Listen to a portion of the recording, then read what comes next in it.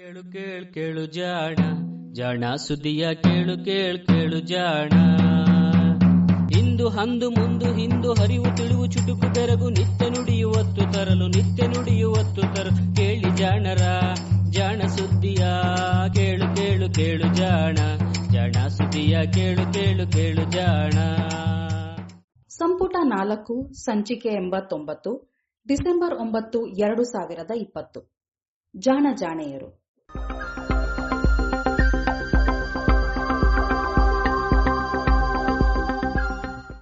ನೆರವು ಪ್ರಗತಿ ಟ್ರಸ್ಟ್ ಕೋಲಾರ.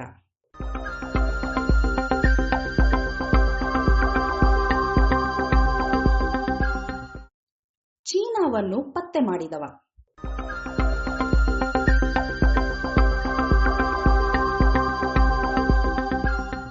ಸುಮಾರು 3,000 ವರ್ಷಗಳಿಂದಲೂ ಹಳೆಯ ಪ್ರಪಂಚದ ಇತ್ತುದಿಯ ನಡುವೆ ಒಂದು ಸಂವಾದ ನಡೆಯುತ್ತಿದೆ. ಇವು ಒಂದಿನ್ನೊಂದನ್ನು ಅಪಾರವಾಗಿ ಪ್ರಭಾವಿಸಿದ್ದರೂ ಅವುಗಳು ಸೃಷ್ಟಿಸಿರುವ 2 ಸಂಸ್ಕೃತಿಗಳು ಬಲು ವಿಭಿನ್ನವಾದಂಥವು. ಯುರೋಪಿಯನ್ನರ ದೃಷ್ಟಿಕೋನದಿಂದಲೇ ಗಮನಿಸುವವರಿಗೂ ಪ್ರಪಂಚದ ಸಮಸ್ಯೆಗಳೆಲ್ಲವನ್ನೂ ಪರಿಹರಿಸುವುದು ಅಸಾಧ್ಯ ಎನ್ನಲು ಸಾಕಷ್ಟು ಒಳ್ಳೆಯ ಕಾರಣಗಳಿವೆ. ಯುರೋಪನ್ನು ಅಂದರೆ ಯುರೋಪಿನ ಚರಿತ್ರೆ, ಅದರ ದೃಷ್ಟಿಕೋನ ಹಾಗೂ ಅದರ ಅದ್ಭುತವೆನ್ನಿಸುವ ಸಫಲತೆಯನ್ನು ನಾವೀಗ ಹೊರಗಿನಿಂದ ಅಂದರೆ ಏಷ್ಯಾ ಹಾಗೂ ಆಫ್ರಿಕಾವನ್ನು ಒಳಗೊಂಡಿರುವ ಬೃಹತ್ ಮಾನವತೆಯ ದೃಷ್ಟಿಯಿಂದ ಅಳೆಯಬೇಕಾಗಿದೆ. ಯುರೋಪು ಹಾಗೂ ಯುರೋಪಿನ ಭಾಗವೇ ಆದ ಅಮೆರಿಕದಲ್ಲಿರುವ ಹಲವರಿಗೆ ಆಧ್ಯಾತ್ಮ ಎಂಬ ಗರ್ವ ಮೆಟ್ಟಿಕೊಂಡಿದೆ. ತಮ್ಮ ನಾಗರಿಕತೆಯೊಂದೇ ಸಾರ್ವತ್ರಿಕ ರೂಪವಿರುವಂಥದ್ದು ಎಂದು ಅವರ ನಂಬಿಕೆ. ಹೀಗಾಗಿ ಇತರೆ ಜನತೆಯ ಬೌದ್ಧಿಕ, ಸಾಮಾಜಿಕ ಹಾಗೂ ಪಾರಂಪರಿಕ ಸಾಧನೆಗಳನ್ನು ತೀವ್ರವಾಗಿ ಅವಗಣಿಸಿ ಕಾನೂನೇ ಇರಲಿ, ಪ್ರಜಾಸತ್ತೆಯೇ ಇರಲಿ ಅಥವಾ ರಾಜಕೀಯ ವಿಚಾರಧಾರೆಗಳೇ ಇರಲಿ, ತಮ್ಮದೇ ವಿಚಾರ ಆಚರಣೆಗಳನ್ನು ಸಹಜವಾಗಿಯೇ ಇತರರ ಮೇಲೆ ಹೇರಲು ಬಯಸುತ್ತಾರೆ. ಆದರೂ ಅವರು ಪ್ರಚಾರ ಮಾಡುತ್ತಿರುವ ಸಂಸ್ಕೃತಿಯಲ್ಲಿ ಒಂದು ಬಗೆಯ ವೈರುಧ್ಯವಿದೆ. ಯುರೋಪು ವಾಸ್ತವಿಕವನ್ನು ಆಧ್ಯಾತ್ಮಕದಿಂದ, ವೈಚಾರಿಕತೆಯನ್ನು ಭಾವುಕತೆಯಿಂದ ಬೇರೆಯಾಗಿ ಪರಿಗಣಿಸಿದ್ದೇ ಇಲ್ಲ. ಯುರೋಪಿಯನ್ನರ ಜೀವನ ಶೈಲಿಯು ನೆರೆಹೊರೆಯವರ ಸಂಸ್ಕೃತಿಯನ್ನು ಕೆಡಿಸಿ ನಾಶ ಮಾಡುವಂಥದ್ದು. ಆ ಸಂಸ್ಕೃತಿಗಳಲ್ಲಿ ಕೆಲವು ಒಳ್ಳೆಯ ಮೌಲ್ಯಗಳು ಇದ್ದಿರಬಹುದು. ಈಗ ಪಾಶ್ಚಿಮಾತ್ಯ ಯುರೋಪಿನಲ್ಲಿ ಆಗುತ್ತಿರುವ ನವೀನ ವಿಜ್ಞಾನ ಮತ್ತು ತಂತ್ರಜ್ಞಾನದ ಏಳಿಗೆಯು ಜೊತೆಗೆ ನಿಸರ್ಗದ ಮೇಲೆ ಪ್ರಯೋಗಿಸಲು ಈ ಹಿಂದೆ ಯಾರೂ ಊಹಿಸದಷ್ಟು ಶಕ್ತಿಯನ್ನು ನೀಡಿ ಯುರೋಪಿಯನ್ನರು ಹಾಗೂ ಅಮೆರಿಕನ್ನರಲ್ಲಿ ಅವರಿಗೆ ಅರಿವಿಲ್ಲದಂತಹ ಒಂದು ಪ್ರಾಬಲ್ಯದ ಮನೋಭಾವವನ್ನು ತಂದಿತ್ತಿದೆ. ಇತರೆ ಪ್ರದೇಶಗಳ ಮೇಲಿನ ಆಕ್ರಮಣ, ಯುದ್ಧ ಹಾಗೂ ವಸಾಹತು ಶಾಹಿ ಅವಧಿಯಲ್ಲಿ ನಡೆದ ದಂಡಯಾತ್ರೆಗಳಂತಹವುಗಳು ಈ ಮನೋಭಾವಕ್ಕೆ ಉದಾಹರಣೆಗಳು. ಹೀಗಾಗಿ ಇಂದು ಯುರೋಪಿಯನ್ನರು ಹಾಗೂ ಅಮೆರಿಕನ್ನರ ಮೌಲ್ಯಗಳನ್ನು ಪರಮಾಣು ಬಾಂಬ್ ಹುಟ್ಟಿಸಿದ ಮೋಡದ ನೆರಳಿನಲ್ಲಿ ಬಂದೂಕಿನ ತುದಿಯಲ್ಲಿ ಇಟ್ಟ ಕಾಣಿಕೆ ಎನ್ನಲಾಗುತ್ತಿದೆ. ಇಸ್ಲಾಮೀಯ ನಾಗರಿಕತೆಯು ಯುರೋಪಿನ ನಾಗರಿಕತೆಗಳಿಗಿಂತಲೂ ಒಂದು ಹೆಜ್ಜೆ ಮುಂದೆಯೇ ಇದ್ದಂಥ ಸಮಯದಲ್ಲಿ ಕ್ರುಸೇಡುಗಳ ರೂಪದಲ್ಲಿ ಕ್ರಿಶ್ಚಿಯನ್ ನಾಗರಿಕತೆಯು ತೋರಿದಷ್ಟೇ ವಿನೀತ ಭಾವವೇ ಈಗಲೂ ಕಾಣುತ್ತಿದೆ. ಆದರೆ ಅಂದು ನಡೆದ ಆ ಆತ್ಮಗೌರವದ ನಡೆಗಳು ಎಷ್ಟು ಅಸಂಬದ್ಧವಾಗಿದ್ದವೋ ಇಂದು ಇವು ಎಲ್ಲ ಮಾನವರಿಗೂ ಅಷ್ಟೇ ಗಂಭೀರ ಅಪಾಯವೂ ಆಗಿದೆ.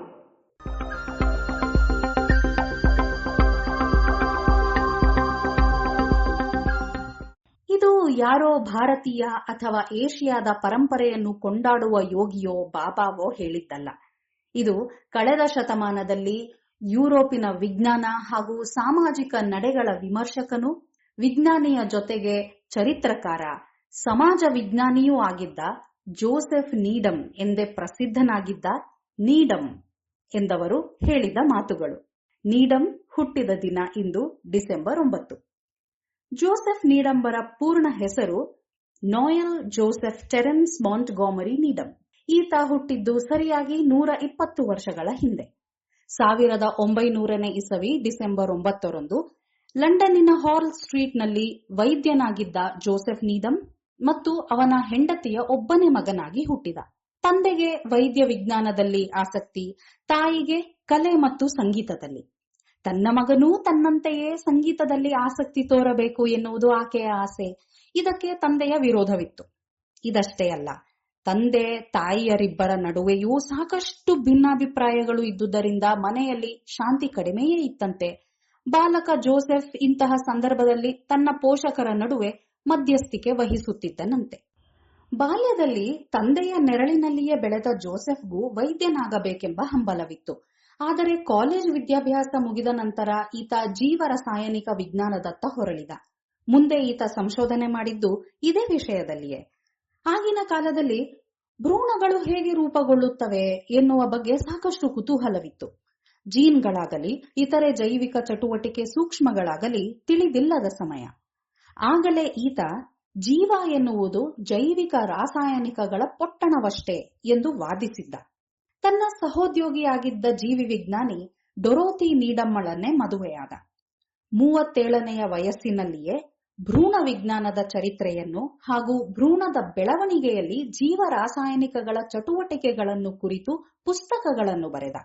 ಈ ಪುಸ್ತಕಗಳು ಇಂದಿಗೂ ಈ ಕ್ಷೇತ್ರದ ಪ್ರಾಥಮಿಕ ಅಧ್ಯಯನಕ್ಕೆ ಕೈದೀಪಗಳಾಗಿವೆ. 1937ರಲ್ಲಿ ಈತನ ಬದುಕು ಬದಲಾಗುವಂತಹ ಒಂದು ಘಟನೆ ನಡೆಯಿತು. ಈತನ ಪ್ರಯೋಗಾಲಯಕ್ಕೆ ಸಂಶೋಧನೆಗೆಂದು ಚೀನಾದಿಂದ 3 ವಿದ್ಯಾರ್ಥಿಗಳು ಬಂದರು. ಅವರೊಂದಿಗೆ ಸಂವಾದಿಸಲೆಂದು ಈತ ಚೀನಿ ಭಾಷೆಯನ್ನು ಕಲಿತ. ಹಾಗೆ ಬಂದವರಲ್ಲಿ ಲೂ ಗ್ವೇಜೆನ್ ಎಂಬ ಯುವತಿಯೂ ಇದ್ದಳು. ಜೋಸೆಫ್ ಹಾಗೂ ಗ್ವೇಜೆನ್ ನಡುವೆ ಪ್ರೀತಿ ಬೆಳೆಯಿತು. ವಿಶೇಷ ಎಂದರೆ ಈ ಸಂಬಂಧವನ್ನು ಈತ ತನ್ನ ಹೆಂಡತಿಯ ಜೊತೆಗೆ ಮುಕ್ತವಾಗಿ ಚರ್ಚಿಸಿದ. ಆಕೆಯೂ ಇದಕ್ಕೆ ವಿರೋಧ ವ್ಯಕ್ತಪಡಿಸಲಿಲ್ಲ. ಜೋಸೆಫ್ ನೀಡಮ್ಮನ ಮನೆಯ ಸಾಲಿನಲ್ಲಿಯೇ ಗ್ವೇಜೆನ್ ಕೂಡ ವಾಸಿಸುತ್ತಿದ್ದಳು. ಸುಮಾರು 30 ವರ್ಷಗಳವರೆಗೆ ಈ ಸ್ನೇಹ ಮುಂದುವರೆದಿತ್ತು. ಅನಂತರ 1987ರಲ್ಲಿ ಮಡದಿ ಡೊರೋಥಿ ಮರಣಿಸಿದಾಗ ಲೇಗ್ವೆನ್ನಳನ್ನು ಮದುವೆಯಾದ. ಕೇವಲ 2 ವರ್ಷ ಇವರು ಜೊತೆಯಾಗಿದ್ದದ್ದು. ಅನಂತರ ಲೇಗ್ವೆನ್ ಕೂಡ ಮರಣಿಸಿದಳು. ಹೀಗೆ ತನ್ನ ಬದುಕಿನಲ್ಲಿಯೂ ಅಸಾಂಪ್ರದಾಯಿಕವಾಗಿದ್ದ ಜೋಸೆಫ್ನ ವಿಚಾರಗಳು ಅಂದಿನ ಕಾಲಕ್ಕೆ ಬಲು ಕ್ರಾಂತಿಕಾರಕ ಎನ್ನಿಸಿದ್ದವು. ಲೇಗ್ವೆನ್ನಳ ಜೊತೆಗಿನ ಈ ಸಂಬಂಧ ಆಕೆಯ ನಾಡಾದ ಚೀನಾದ ಜೊತೆಗೂ ಗಾಢವಾಗಿ ತಳುಕಿಕೊಂಡಿತು. ಈತನ ಬದುಕನ್ನು ಬದಲಿಸಿತು.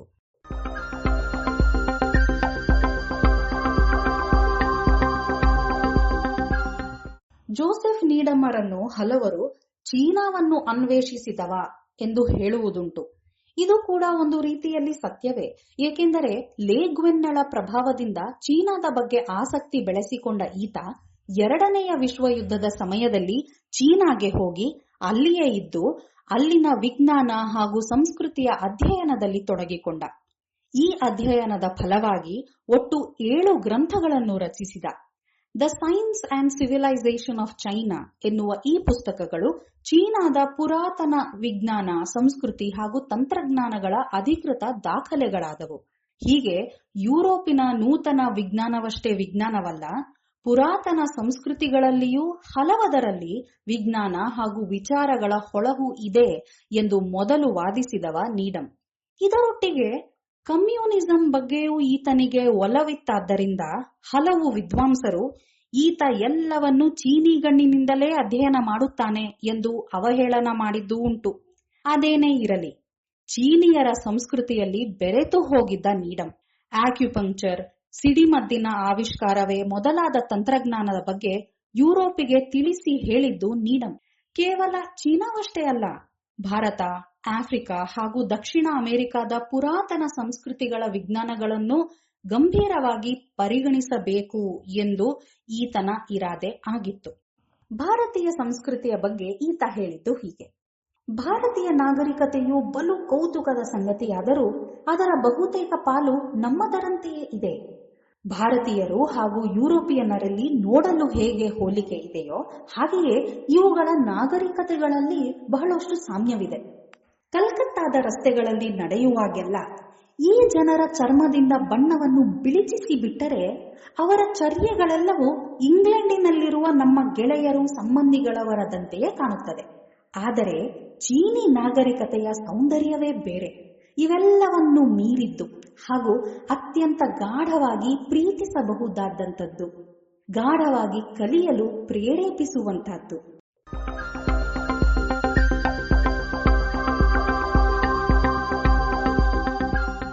ಜೋಸೆಫ್ ನೀಡಂ 20ನೆಯ ಶತಮಾನದ ಅತ್ಯಂತ ಪ್ರಭಾವಿ ಚಿಂತಕರಾಗಿದ್ದರು. ಬಹುಶಃ ಇಂಗ್ಲೆಂಡಿನ ಇತಿಹಾಸದಲ್ಲಿಯೇ ಗಂಡ ಹೆಂಡತಿ ಇಬ್ಬರೂ ರಾಯಲ್ ಸೊಸೈಟಿಯ ಫೆಲೋಗಳಾಗಿದ್ದರೆಂದರೆ ಅದು ಈ ನೀಡಮ್ ದಂಪತಿಗಳಷ್ಟೇ. ಜೋಸೆಫ್ ನೀಡಮ್ಮರ ಸಾಧನೆ ಇನ್ನೂ ಹೆಚ್ಚಿನದ್ದು.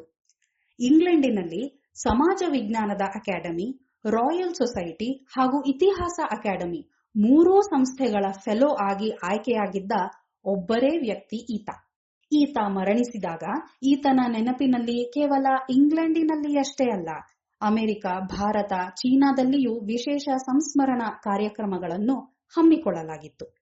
ಜೀವಿ ವಿಜ್ಞಾನದಲ್ಲಿ ಭ್ರೂಣ ರೂಪುಗೊಳ್ಳುವಾಗ ಅದರಲ್ಲಿರುವ ರಾಸಾಯನಿಕಗಳ ವಿತರಣೆಯೇ ಜೀವಕೋಶಗಳು ವಿಭಿನ್ನವಾಗಲು ಹಾಗೂ ವಿವಿಧ ಅಂಗಗಳು ರೂಪುಗೊಳ್ಳಲು ಕಾರಣ ಎಂದು ಬಲು ಗಾಢವಾಗಿ ವಾದಿಸಿದ್ದ.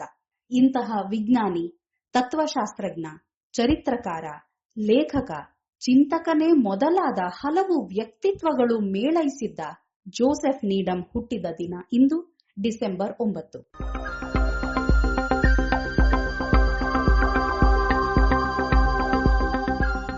ಇದು ಇಂದಿನ ಜಾಣಜಾಣೆಯರು. ರಚನೆ ಶ್ರೀ ಕೊಳ್ಳೇಗಾಲ ಶರ್ಮಾ. ಜಾಣಧ್ವನಿ ಶ್ರೀಮತಿ ಲಕ್ಷ್ಮೀ ವಿ.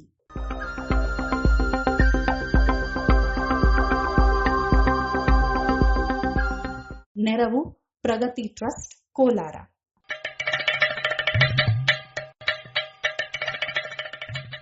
ಜಾಣ ಸುದ್ದಿಯ ಬಗ್ಗೆ ಸಲಹೆ ಸಂದೇಹಗಳು ಇದ್ದಲ್ಲಿ ನೇರವಾಗಿ 9886640328 ಈ ನಂಬರಿಗೆ ವಾಟ್ಸಪ್ ಮಾಡಿ, ಇಲ್ಲವೇ ಕರೆ ಮಾಡಿ.